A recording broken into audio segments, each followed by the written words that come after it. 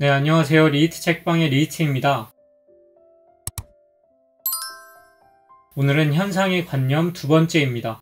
이번에도 용어를 먼저 정리하겠습니다. 이 책에서 사형이라고 번역된 용어는 원어로 압샤퉁이라고 하는데요. 훗설의 현상학 용어입니다. 먼저 말씀드리자면 사형은 오역입니다. 압샤퉁은 통상적으로 음형으로 번역되죠. 음형은 그늘 음자에 그림자 영자입니다. 이 책에서 번역된 사형은 쏠사자에 그림자 영자입니다. 이 물컵에 빛을 쏘아서 그림자를 바닥에 들이우게 한다면 3차원인 물체가 2차원으로 변화되겠죠. 이게 사형입니다. 그러나 훗설의 압샤퉁이라는 단어에는 이 책에 번역된 사형과 같은 그림자를 그려냄이라는 의미가 들어있지 않습니다. 그래서 이후부터는 음형으로 바꾸어 사용하겠습니다. 이 압샤퉁은 이렇게 이해하시면 됩니다. 우리가 주사위를 볼 때 전개도처럼 전체를 한 번에 볼 수 없죠. 우리는 언제나 한 면을 보고 주사위를 돌려야만 다른 면을 볼 수 있습니다. 이때 우리는 주사위 전체를 온전하게 지각하는 게 아니라 일부분만 지각하게 되죠. 즉 우리가 어떤 측면에서 보느냐에 따라서 우리가 보는 면만을 볼 수 있다는 겁니다. 훗설은 바로 이것을 음형이라고 말한 거죠. 그렇게 훗설은 사물은 음형을 통해 주어진다, 또는 우리의 지각 대상에서 대상은 항상 앞면으로부터 관점적으로 잘려 음영져 있다, 즉 그늘져 있다고 말합니다. 이렇게 빛만 있는 곳에 하나의 그림자가 생기면 눈에 확 띄죠. 이러한 이유로 훗설은 사물은 음형을 통해 주어진다고 했던 겁니다. 그래서 사르트르가 이 책에서 하나의 대상이 단 하나의 음형을 통해서만 주어지는 경우에도 라는 말을 했던 거죠.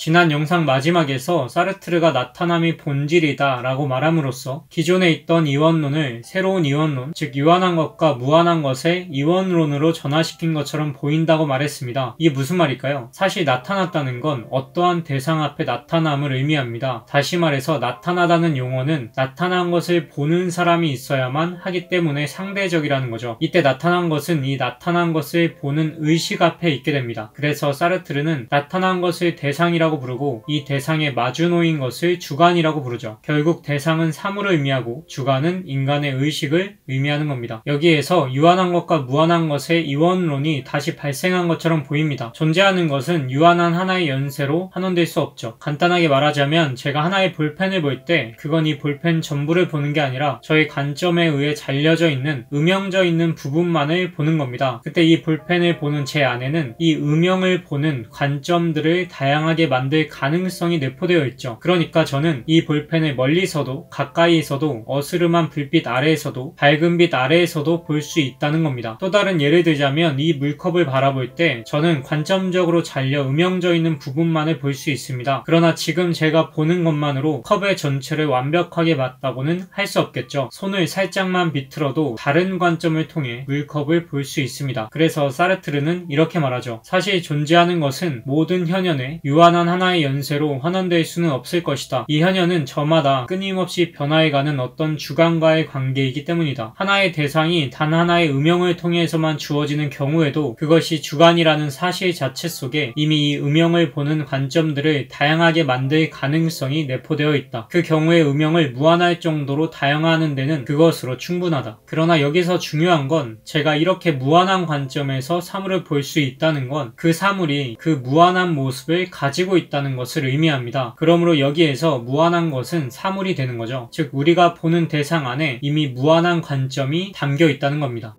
이전 영상에서 사르트르는 현상적 존재는 현현이 굳게 결합된 연쇄 이외에 아무것도 아니다라고 말했습니다. 그리고 이러한 것에 근거해서 본질과 현상의 이원론을 거부할 수 있다고 말했죠. 그러므로 사르트르는 현상에 관한 우리의 이론은 사물의 실제성을 현상의 객관성으로 바꾸었고 무한한 것에 의거하여 현상의 객관성에 근거를 부여한 것인데 여기서 그 점을 잘 생각해보자고 말합니다. 여기에서 말하는 사물의 실제성은 실제로 있음을 의미하지 않고 사물의 사물성을 의미합니다. 간단하게 말해서 속성을 의미하는데요. 그러니까 사물의 실제성을 현상의 객관성으로 바꾸었다는 말은 배우의 사물이 있고 그 사물로부터 나타나는 사물들의 속성들이 있는 게 아니라는 거죠. 예를 들어서 불다라는 건 이 볼펜의 사물성, 즉 속성입니다. 여기에서 사물인 볼펜과 사물성인 불다가 분리되죠. 그러나 이전 영상에서 사르트르는 이렇게 구분될 수 없다고 말했습니다. 볼펜은 붉은색을 가지고 있다가 아니라 볼펜은 붉게 있다고 말해야 한다는 거죠. 이것이 사물의 실제성을 현상의 객관성으로 바꾸었다는 의미입니다. 그러니까 이 볼펜이라는 사물은 숨겨진 것이고 이 숨겨진 것이 붉음을 내보이는 것이 아니라 붉게 있는 볼펜 그 자체로 나타나는 거죠. 이것이 현상의 객관성입니다. 그리고 사르트르는 무한한 것에 의거하여 현상의 객관성에 근거를 부여했다고 말하죠. 여기서 말한 무한한 것은 나타남들, 즉 다양한 음영들을 말합니다. 이건 사르트르가 현상을 현연히 굳게 결합된 연세라고 말한 것을 생각하시면 되겠죠. 사르트르는 곧장 이렇게 이야기합니다. 이 그릇의 실제성은 그것이 거기에 있다는 것이며 그것이 내가 아니라는 것이다. 이 말은 방금 말했듯이 이 사물의 사물성은 있음과 분리되어 생각할 수 없다고 이해하시면 됩니다. 볼펜이 붉은 색을 가지고 있다가 아니라 볼펜은 붉게 있다고 말할 수 있는 거죠. 즉 그릇은 둥글음을 가진다가 아니라 둥근 그릇이 거기에 있다라고 말할 수 있다는 겁니다. 그렇게 볼펜과 그릇은 현상의 객관성, 즉 주관과 마주한 것이기 때문에 대상이 됩니다. 그렇기에 그것은 내가 아니다 라고 말할 수 있겠죠. 사르트르는 또 우리는 이것을 이 그릇의 모든 나타남의 연세가 나의 뜻대로 되지 않는 하나의 이유에 의해 서로 연관되어 있다는 식으로 표현할 것이다 라고 말합니다. 이 이유는 모든 나타남을 엮는 존재를 말하죠. 그러나 이건 기존의 칸트의 무의자체와 같이 모든 현상을 엮는 전 존재를 독차지하는 숨은 실제를 말하지 않습니다. 그러나 이건 간단히 표현될 수 없죠. 그렇다면 모든 나타남의 연세는 어떤 이유에 의해 연관되어 있을까요? 이 이유는 조금 있으면 사르트르가 설명하니까 일단 계속 그를 따라가 보겠습니다. 그러나 그 나타남이 속해 있는 연세에 의거하지 않고 그 자체로서 보여진 나타남은 직관적이고 주관적인 충실함에 불과할 것이다. 그것은 주관이 촉발될 때의 방법이다. 여기에서 직관적이고 주관적인 충실함은 인상을 말합니다. 인상이라는 건 찍힌 모양을 말하는데요. 이건 지속되는 것이 아니라 순간적인 것이라고 생각하시면 됩니다. 그리고 이러한 인상은 주관이 그것에 의해 촉발될 때, 즉 자극될 때만 나타날 수 있다는 거죠. 이때 사르트르는 이렇게 내가 아닌 대상이 주관, 즉 나를 자극하려면 자신을 초월해야만 한다고 표현합니다. 다시 말해서 대상은 저기에 있고 나는 여기에 있죠. 이때 나라는 주관은 대상으로부터 하나의 인상을 받습니다. 사르트르는 이 순간을 대상이 초월적인 것으로서 자기를 드러내 보여야 한다면 이라고 말하죠. 만약 그렇게 된다면 주관 역시 마찬가지로 대상을 향해 초월해야 합니다. 사르트르에게 주관의 초월은 지향성을 의미하죠. 즉 사르트르는 우리의 의식이 그 대상에 가닿는 것을 초월이라고 설명했습니다. 초월에 관한 내용은 댓글에 더 첨부해 놓겠습니다. 사르트르는 이 내용을 이렇게 설명합니다. 만일 현상이 초월적인 것으로서 자기를 드러내 보여야 한다면 주관 자체가 나타남을 그 나타남이 속하는 총체적인 연세의 방향을 향해 초월하지 않으면 안 된다. 사르트르는 이어서 이렇게 말합니다. 주관은 그 붉은 인상을 통해 붉은 것을 파악해야 한다. 붉은 것이 곧 그 연세의 이유다. 또는 주관은 전기분해 따위를 통해서 전류라는 것을 파악하지 않으면 안 된다. 아까 사르트르가 우리는 이것을 이 그릇의 모든 나타남의 연세가 나의 뜻대로 되지 않는 하나의 이유에 의해 서로 연관되어 있다는 식으로 표현할 것이다 라고 했었죠. 드디어 여기에 그 이유가 나옵니다. 우리는 붉은 인상을 통해서 붉은 것을 파악해야 한다는 거죠. 또 전기분해 따위를 통해서 전류라는 것을 파악해야 한다는 겁니다. 사르트르는 붉은 인상을 통해 파악된 붉은 것이 그 연세의 이유라고 설명하죠. 다시 말해서 붉은 인상을 통해서 주관이 촉발되고 주관 역시 마찬가지로 의식의 지향성으로 대상에게 초월했을 때 이 붉은 인상의 존재에 부딪힌다는 겁니다. 다시 말해서 어떤 나타나는 것의 존재에 부딪힌다는 거죠. 그러나 이건 완벽한 해명이 아닙니다. 그래서 사르트르는 이 책에서 다루고자 하는 문제는 이 나타나는 것의 존재라고 설명합니다. 일단 계속 사르트르를 따라가겠습니다. 그러나 만일 대상의 초월성이 항상 초월되어야 한다는 나타남에 있어서의 이 필연성의 기초를 두는 것이라면 하나의 대상은 원리적으로 그 나타남들의 연세를 무한한 것으로 내세우는 것이 된다. 이건 아까 초반에 말한 것과 함께 생각하시면 됩니다. 저는 지금 붉은 볼펜을 보고 있습니다. 이때 이 볼펜은 저에게 인상을 촉발시키겠죠. 그러면 저도 이 붉은 인상을 통해서 붉은 것, 즉 붉은 볼펜을 파악할 수 있습니다. 그러나 초반에 말했듯이 이 볼펜의 나타남의 방식은 붉은 인상 말고도 아직 나타나지 않은 무한한 것이 있겠죠. 그렇게 된다면 대상이 언제나 이렇게 초월하여서 주관을 촉발한다면 아직 촉발되지 않은 것이 남아있을 수 있습니다. 그래서 사르트르가 새로운 이원론, 즉 유한한 것과 무한한 것을 이원론으로 전환시킨 것처럼 보인다고 말했던 거죠. 그리하여 유한한 나타남은 그 자체로서는 자신을 그 유한성 속에서 나타낼 뿐만 아니라 동시에 나타나는 것의 나타남으로서 파악되기 위해서는 무한을 향해 초월되어야 할 필요가 있다. 여기에서 사르트르가 말하는 유한한 나타남은 아까 말했었던 대상이 주관을 무한을 촉발시킴으로써 파악한 이례적인 인상이라고 할 수 있습니다. 이런 인상은 순간적인 것이기 때문에 유한한 것이겠죠. 이때 이 유한한 나타남이 나타나는 것의 나타남, 쉽게 말해서 무한한 것의 유한함으로 파악되기 위해서는 이 유한한 나타남은 아직 나타나지 않는 무한을 향해 초월되어야 할 필요가 있다는 겁니다. 여기에서 존재와 나타남의 이원론을 무한한 것과 유한한 것의 이원론이 대신하게 되는 거죠. 사르트르는 왜 무한한 것과 유한한 것의 이원론을 말했을까요? 그는 더 명확하게 하기 위해 이렇게 설명합니다. 사실상 나타나는 것은 다만 대상의 한 양상에 지나지 않는다. 게다가 그 대상은 완전히 이 양상 속에 있으면서 동시에 이 양상 밖에 있다. 그것이 이 양상 속에 나타난다는 점에서는 이 대상은 완전히 이 양상 속에 있다. 즉 그 대상은 그 자체로는 이 나타남의 구조로서 자신을 보여주는 것이고 이 나타남의 구조가 그 연세의 이유이다. 또 이 대상은 완전히 이 양상 밖에 있다. 왜냐하면 그 연세 자체는 결코 나타나지 않을 것이고 나타날 수도 없기 때문이다. 비유적으로 먼저 설명하겠습니다. 우리가 어떤 사람을 봤을 때 저 사람은 무엇무엇해 라고 말하죠. 분명히 그 사람은 이러한 판단 안에 있습니다. 그러나 이 사람은 이 판단 밖에 있죠. 왜냐하면 그 사람의 성격이 그거 하나만은 아니기 때문입니다. 이것을 사물에 적용해도 마찬가지겠죠. 하나의 사물로부터 촉발된 인상의 나타남, 즉 대상의 양상 안에는 분명히 대상이 완전히 이 양상 속에 있으면서 동시에 이 양상 밖에 있게 됩니다. 우리가 보는 유한한 인상, 즉 대상의 양상들은 대상의 전체가 아니기 때문이죠. 여기에서 사르트르가 계속 부정했던 칸트의 물 자체와 현상의 관계를 생각하시면 안 됩니다. 그림으로 칸트와 사르트르의 차이를 알려드리겠습니다. 일단 칸트의 철학에서는 물 자체가 있습니다. 이건 인식 불가능하죠. 인간은 오직 이 나타남만을 볼 수 있습니다. 그래서 사르트르는 이렇게 말하죠. 나타남은 주관 존재를 절대 존재에서 분리하는 무의 얇은 막이 될 수 없다. 사르트르가 말하는 주관 존재는 이 그림에서 현상을 말하고 절대 존재는 물 자체를 말합니다. 이러한 현상은 물 자체라는 무의 얇은 막이 될 수 없다는 거죠. 그러나 사르트르에게는 이러한 물 자체와 현상의 이원론은 없습니다. 숨겨진 존재와 같은 것들도 없죠. 다만 하나의 대상, 즉 사물 안에 여러 양상이 있을 뿐입니다. 저 무한한 양상들 중에 우리는 하나만을 볼 수 있다는 거죠. 그러므로 하나의 사물로부터 촉발된 인상의 나타남, 즉 대상의 양상 안에는 분명히 대상이 완전히 이 양상 속에 있으면서 동시에 이 양상 밖에 있게 됩니다. 이 부분에 대해서는 충분히 이해가 갔을 거라고 생각합니다. 사르트르는 이렇게 말하죠. 이리하여 밖은 다시 안과 대립하고 나타나지 않는 존재는 나타남과 대립하게 된다. 마찬가지로 어떤 하나의 가능태가 돌아와서 또다시 현상 속에 깃들이고 이 가능태가 가진 초월성 자체를 현상에 주게 된다. 이렇게 사르트르는 온갖 종류의 대립을 대신해서 그런 모든 이원론 밑바탕에 있는 유일한 이원론으로 바꾸어 놓게 됩니다. 이것은 이득을 본 것일까요? 아니면 손해를 본 것일까요? 사르트르는 곧 이것을 살펴보겠다고 말합니다. 사르트르는 이 장의 최초의 기결을 이렇게 설명하면서 현상의 관념을 마무리합니다.